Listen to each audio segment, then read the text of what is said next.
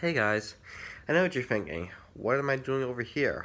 Well, I can't be at my desk today because of reasons. I don't know how to explain those reasons, but I'm gonna be doing my video today on this area. I'm not telling you which area this is, but whatever. Let's just continue.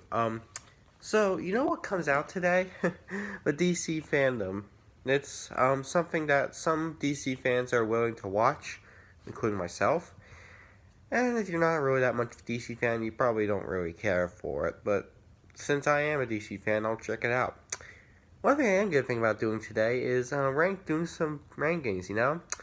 Because my favorite superhero from the DC universe would definitely have to be Batman.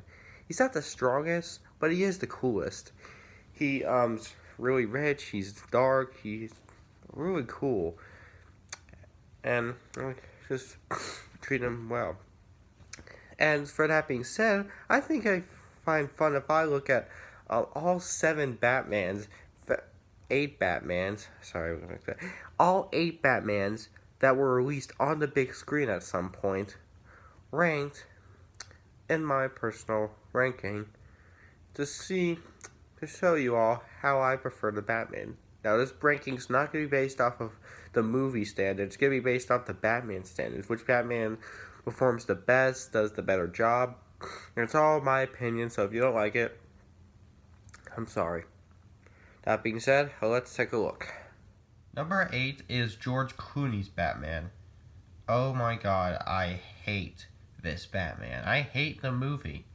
If you ever seen the movie Batman and Robin, I swear you should know how stupid it is. And believe me, George Clooney's Batman doesn't make the film any better. The problem? He doesn't at all feel right. Every time he speaks, it just sounds different. It doesn't sound like Batman. It sounds dumb. He's always not having the right kind of attitude that Batman deserves. He's always being just basic, and I don't like it. He's never really that funny at all, because when he tries to be, he's not awesome like he tries to be. His suit's pretty bland. I just hate the way George Clooney goes for Batman. I mean, he couldn't have chosen anybody better. They couldn't have gotten anyone else on board. I think George Clooney's Batman just doesn't work at all. He just doesn't capture the right kind of emotion that Batman has.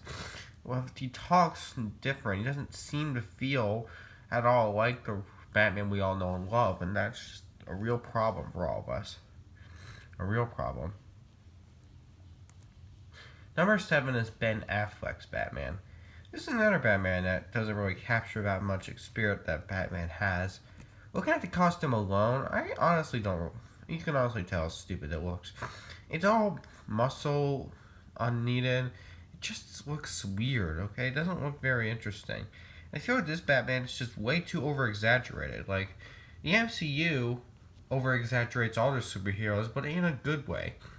DC Extended Universe exaggerates Batman like this. What is that? I don't know. It just doesn't look right. Okay? Any voice? Well, pretty stupid, you know?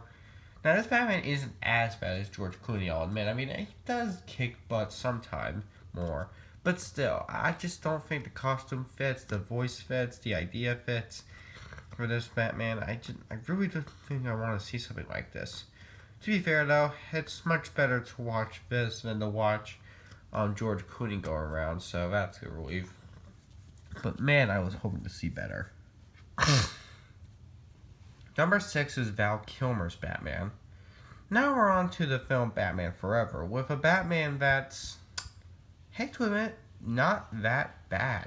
Granted, he is kind of dumb, too, like George Clooney is, but at least he's not as dumb. He can have the Batman attitude at some moments in the film, but I guess overall he still just doesn't really feel great for the role as Batman. I think I want to see Val Kilmer as Batman. I certainly don't think he's worthy to play Batman, but I mean, at least he's trying desperately harder than Ben Affleck or George Clooney. I mean, at least he's actually able to know what his role is.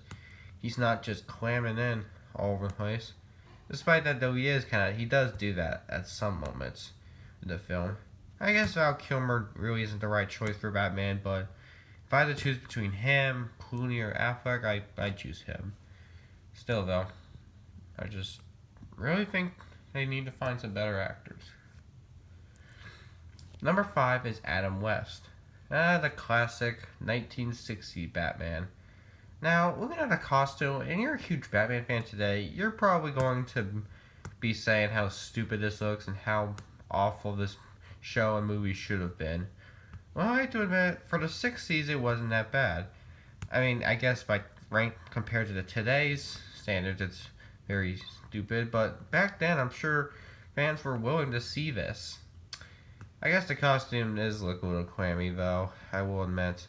And I think this Batman didn't need to have all that comedy he had. He always seemed to try to crack up with some puns and stuff, and I don't know if I really found those interesting. But hey, I mean, at least Adam West is an iconic role of Batman. At least he has helped grown to these Batmans. So I guess if we did not have this Batman, all the other Batmans in the future wouldn't be as awesome. Just a theory, you know? I mean, so we can at least enjoy how this Batman was able to inspire all the others, but I guess it would have been more interesting. Hey, not everybody can be winners, I'm telling you. Number 4 is the Will Arnett portrayal of Batman. Well, I guess some people like this Batman, while there's other people who aren't the biggest fan of it. Me personally, I don't think it's that bad. It's decent. It's well put together. It's actually it's over exaggerated in a really good way. Because Will Arnett's taking advantage of the smart voice Batman has. You know, like the real dark, real silent voice, something like that. And Will Arnett is actually able to do that.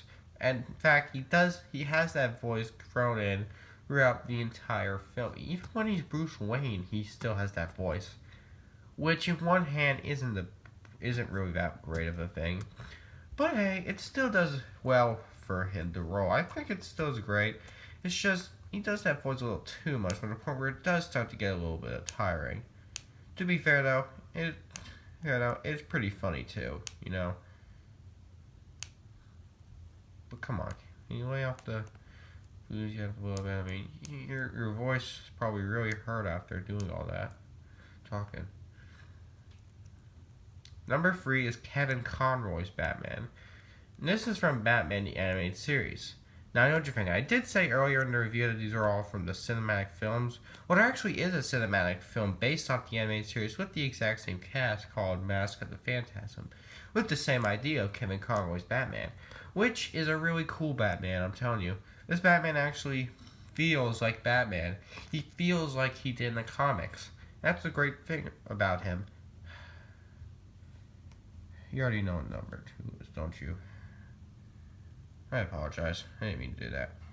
But yeah, Kevin Conroy's Batman really does have the right kind of personality. He's well acted, well talented. I think it's great to see Conroy pull off the perfect role.